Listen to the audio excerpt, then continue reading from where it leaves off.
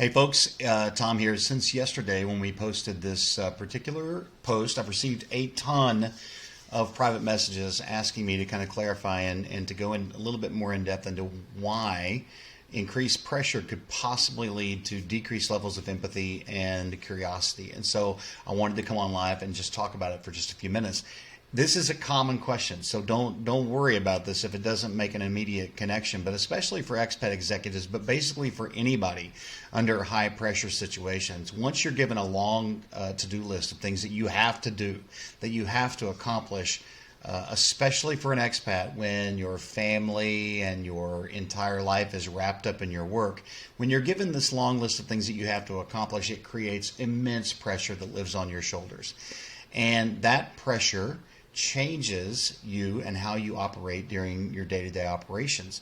One thing that expats don't really realize is the amount of pressure that's coming from different locations, and that's what this particular diagram is all about. You're receiving pressure from the work, just specifically from the things that you have to do, but you're also receiving pressure because you don't quite understand the host country culture, the business culture that you're involved in, as well as how it interacts and pushes and pulls on your home country culture.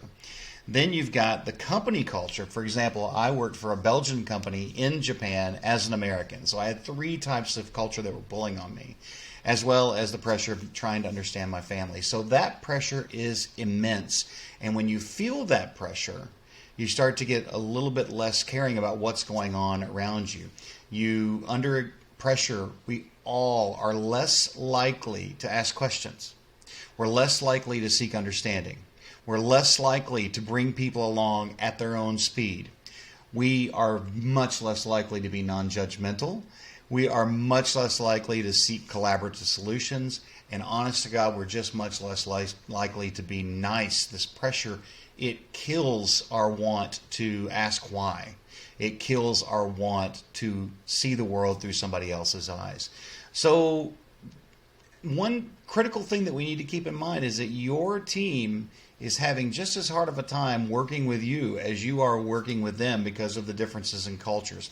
When you feel this anxiety because of the huge demands, the first thing to do is just stop and ask more questions. Ask clarifying questions. Get down on the level where you can talk to somebody face to face and say, I want to understand your point of view and what you're bringing to the table here.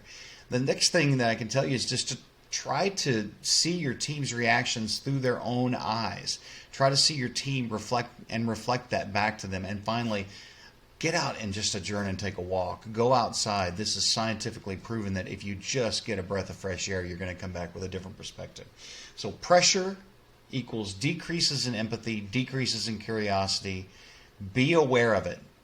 90% of the battle is just being aware of it. If you see yourself having this as a consistent part of your day, then seek help from someone who has been there before and who understands the science behind this.